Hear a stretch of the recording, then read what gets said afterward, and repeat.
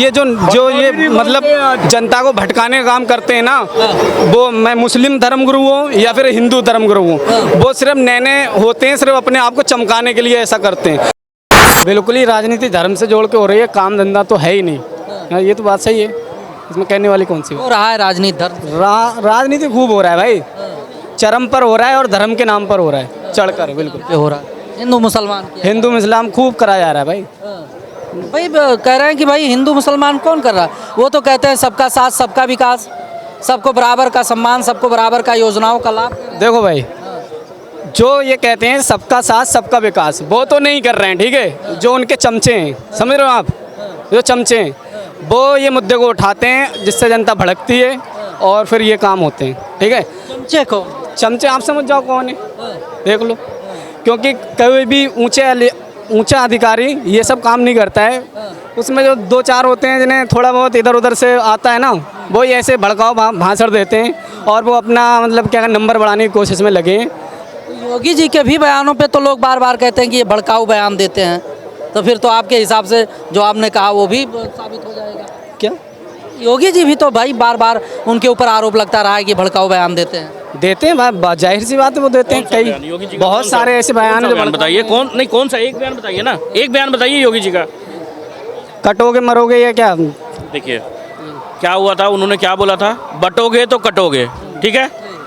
आज वो बोल रहे हैं अपने रैली में यही बोला कि भाई हिंदू हो चाहे मुस्लिम हो, हिंदू में इतने जाति हैं, मुस्लिम में भी जाति हैं, सब एक रहो, इसमें बटोगे तो कटोगे। सही बात है, बटोगे तो कटोगे ना।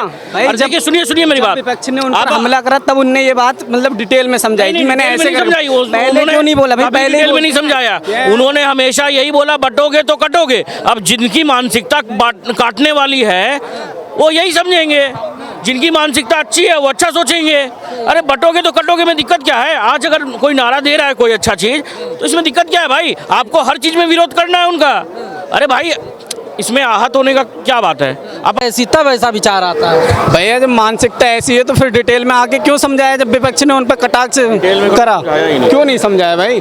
डिटेल में ये जो बोल रहे हैं ना, उन्होंने कभी कोई एक्सप्लेनेशन नहीं दिया। वो देखिए अभी क्या बोले थे वो कि लोग बड़े बड़े नेता के लोग जो बच्चे हैं वो जा रहे हैं विदेश, और जो यहाँ के बच्चे हैं उसको उर्दू और कठमुल्ला बनाओ। अरे ये बयान में भी उन लोग बोल रहे हैं कि नहीं ये बयान भी गलत है। अरे भाई अगर कोई इंसान, कोई बच्चा किसी का स्कूल में पढ़ रहा है, स्कूल इंजीनियर बन रहा है, बड़ा आदमी बन रहा है, तो क्या दिक्कत है?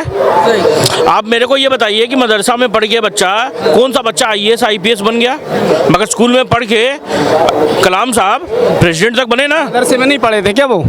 मदरसे में APJ अब्दुल कलाम क्यों? तुम्हारी कहाँ पढ़े? नहीं मदरसे में पढ़े, लेकिन उसके बाद स्कूल में भी उन्होंने पढ़ाई की। देखो धर्म की जो भी धर्म की जो पढ़ाई है तुम अपने किसी में ही पढ़ लो, ठीक है। उसके बाद तुम स्कूल की तालीम लो, कोई दिक्कत नहीं है भाई। आपको अपने धर्म का पता है? मुझसे ज़्यादा तुम्हें धर्म का पता है क्या? अच्छा, इनके धर्म में ये भी, आप मुस्लिम हैं? बताओ। इनके धर्म में ये भी लिखा हुआ है कि कैमरा में नहीं आ सकते। कैसे आ गए? अकाउंट नंबर है बिल्कुल ही है। हाँ, 9 जगह लिखा हुआ है कुरान पाक में कि इनका अकाउंट नंबर नहीं हो सकता है। समझे? जो सुध लेता है ना, 9 जगह लिखा हुआ है। सुन लो भाई, अभी ये बता रहे थे ना, सूरह निसा, सूरह बकरा, सूरह अल कबीरा, 9 जगह इसका उल्लेख मिलता है। समझे? अब बताओ क्या बोलना चाहते हो? बिल्कुल ये झूठ है, कहीं पर ऐसा नहीं लिखा है। मैं तथ्य के साथ बात ये रखता हूँ। बताओ और बोलो। मैंने तो एक एक चीज का बता दिया इनको, एक एक चीज का इनको बता दिया। सिर्फ इनके मैंने भाषण देखे हैं, सिर्फ इनने ये 2-3 सूरतें याद कर ली हैं बस, इसके अलावा इन्हें कोई आती नहीं। वो भी सिर्फ नाम सिर्फ। इसे बोलते क्या है ये बताओ? जो तुमने नाम लिया इसका क्या बोलते हैं? आयत बोलते हैं, सूरत बोलते हैं, क्या बोलते हैं बताओ? सुनो भाई, तो इसमें से एक चीज का जवाब दे दो, मैं तुम्हें मान जाऊंगा। क्या मान जाओगे? सूरत बोलते हैं, आयत बोलते हैं। इसे सूरा बोलते हैं, आयत दूसरा चीज होता है। आयत क्या होता है? अभी देखिए, अभी मान जाएंगे, मैंने भी बता दिया। अब देखिए अपने घुमाना है इनको सिर्फ। अरे भैया मान लो ना, अगर कोई चीज, अगर सरकार अच्छा काम कर रही है तो उसको अच्छा बोलो। आज अगर कोई सरकार गंदा काम करेगी, मैं आपके साथ में खड़ा होकर बोलूंगा कि नहीं ये काम गलत है। जो सही है उसको सही बोलिए, जो गलत है उसको गलत बोलिए। ये तो भाई हम बोल रहे हैं, जो सही है उसे सही बोलिए, जो गलत है उसे गलत बोलिए। चाहे सत्ता धर्म में कोई भी हो, क्यों नहीं बोलते सलमान हो? खान इस समय राम मंदिर, हनुमान जी और राम जी का जो है प्रचार कर रहे हैं घड़ी पहन के। वो कुरान नहीं पढ़े हैं। सलमान खान जो है उसके पीछे बहुत बड़ा एक बिजनेसमैन दिमाग है, ठीक है। उसकी मूवी आ रही है, ठीक है, बस रुक जाओ भाई, रुक जाओ भाई। उसकी मूवी आ रही है, ठीक है। बिजनेसमैन अपने फायदे के लिए कुछ भी कर सकता है, किसी हद तक जा सकता है। ये बिजनेसमैन देश समझता है अपने। कुरान में लिखा है कि बिजनेस करने के लिए किसी हद तक चले जाना। जो जो जो जो इस लेवल का बिजनेस करता है, कुरान में तो नहीं लिखा है कि तुम अपने बिजनेस के लिए किसी भी हद तक जाओ। तो फिर वो मुसलमान नहीं है सलमान खान जी? वो उसका एक अलग फंदा है, ठीक है। वो अपना फिर अलग कहाँ से हो जाएगा? का मतलब है बिजनेस करना ही नहीं चाहिए मुसलमान को। मैंने कहा बोल दिया, मैंने कहा बोल रहे बिजनेस, मैंने कहा बोला, मैं बिजनेस ले आए। मैंने बोला अभी मैं उसकी जो वो अगर अच्छा काम क्या बोला? अच्छा ये तो अभी कर रहा है वो। सिकंदर तो कल रिलीज हो जाएगी। वो तो गणपति भी रखता है कई सालों से अपने घर पे, क्या तो नहीं रखता? कह रहे तो गणपति अरे भाई मैं क्या कह रहा हूँ, वो बिजनेस है भाई, बिजनेस है। गणपति रखना भी बिजनेस है। मैंने ये नहीं बोला खाली यार। अरे वो गणपति भी रखते हैं भाई।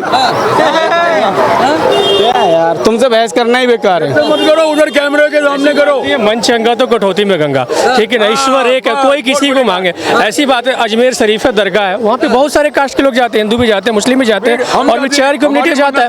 अब यही बगल में जामा मस्जिद है, अक्षरधाम मंदिर है, वहाँ पे कितने कितने मुसलमान जाते हैं। तो ये कोई बात नहीं है। अब हम लोग है, मैंने 5वीं तक टीका लगाया। आखिर हम नहीं समझ पा रहे, मौलवी लोग फतवा काहे जारी कर देते हैं? वो धर्म के ठेकेदार बन के बैठे हैं, फतवा वो जारी करते हैं, सवाल वो खड़ा मिनट, देश को गुमराह, सुनो, देश को गुमराह करने वाले ही पंडित और मुस्लिम है।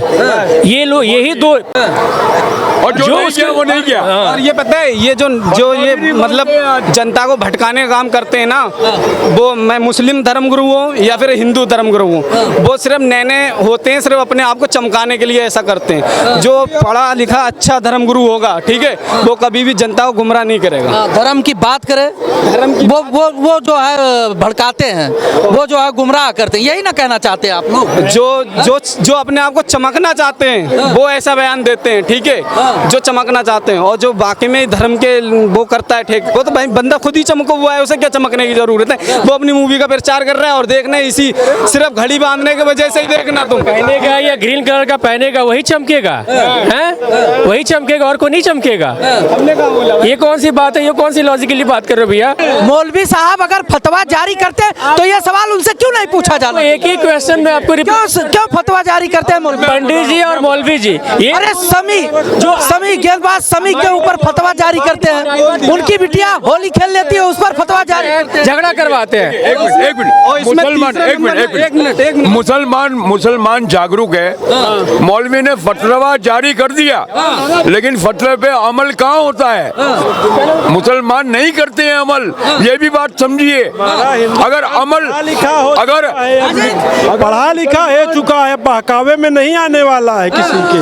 सब पत्थरबाजी तब बहकावे में नहीं आते, तब पत्थरबाजी काहे चल जाता है धार्मिक कार्यक्रमों में? अरे गणेश जी के पंडाल पे पत्थर चलाने वाले पढ़े लिखे होते हैं कि वो जाहिल और गवार होते हैं? या अपने कुल बोल लीजिए, केवल नेताजी के कहने पे चंद लोग पत्थर चलवाते हैं सत्ता हासिल करने के लिए। सबको मत टोपी पहनाइए आप कि भैया ये है वो है। मैं ये कह रहा हूँ कि अगर मौलवी ने फतवा भी जारी कर दिया तो फतवे पे अमल नहीं होता। अमल होता तो 3 तलाक भी खत्म नहीं होता, क्योंकि मौलवियों ने ही किधर कुरान में 3 तलाक का जिक्र नहीं है। कुरान में 3 तलाक का जिक्र नहीं है।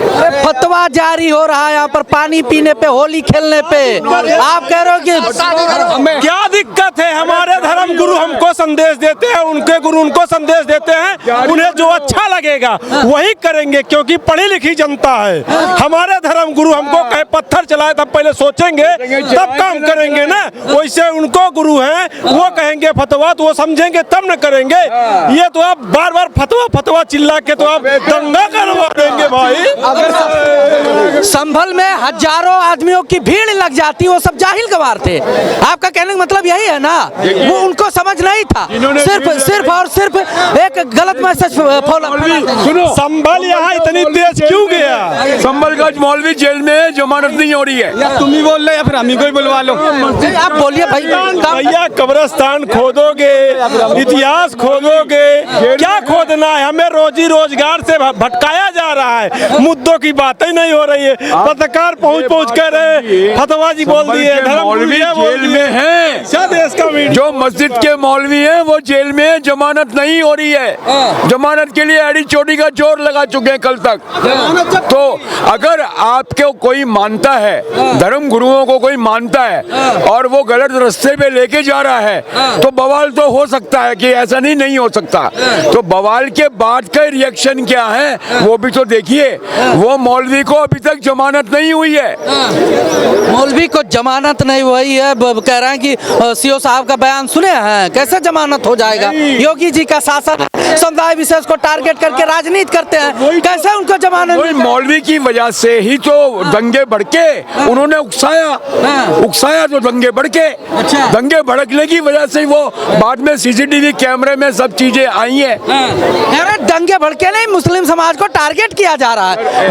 वक्फ बिल को संशोधन की क्या जरूरत थी? समाज सुलझा हुआ है, सुलझ गया है। 2014 से पहले नहीं सुलझा हुआ था।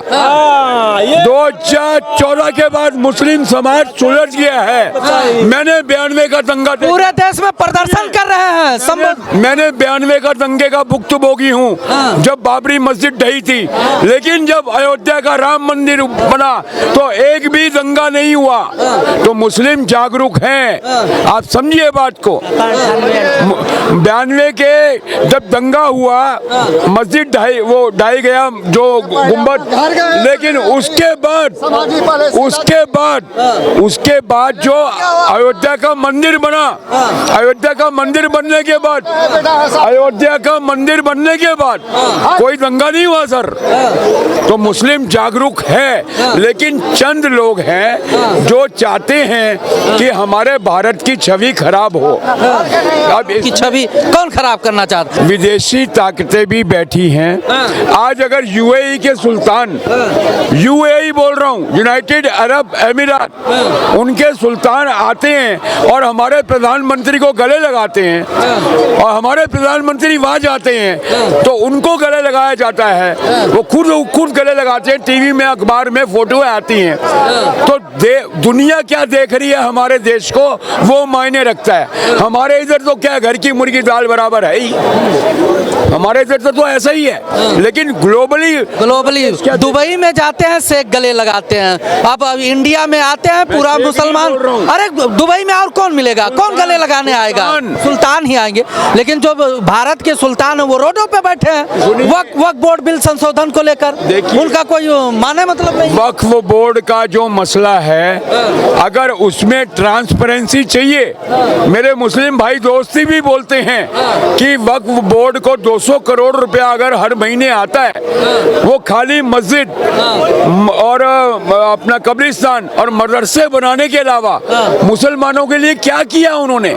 उसके लिए अगर सरकार ट्रांसपेरेंसी ला रही है, बिल ला रही है, तो उसमें वक्फ बोर्ड को दिक्कत क्या है? आप बताओ, हम ये कर रहे हैं, हमारे पास पैसा आ रहा है हर महीने। सब धर्म से जुड़ा वक्फ बोर्ड है, उसमें गैर हिंदुओं की क्या जरूरत है? क्यों ऐसे नहीं है सर। अभी ऐसे हिंदू बोल रहे हमारा सनातन बोर्ड बन जाए।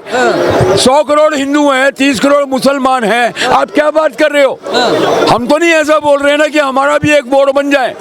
हम बनना चाहिए नहीं, मैं ये बन रहा हूँ, ये बनाया कांग्रेस ने वक्फ बोर्ड 1951 में। 56 में और ताकतें दे दी।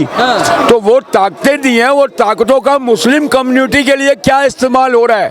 अगर ये सवाल पूछा जा रहा है तो आप आ जाओ, रोड पे आते जाओ। वो जो बिल पास होना है वो तो होना है।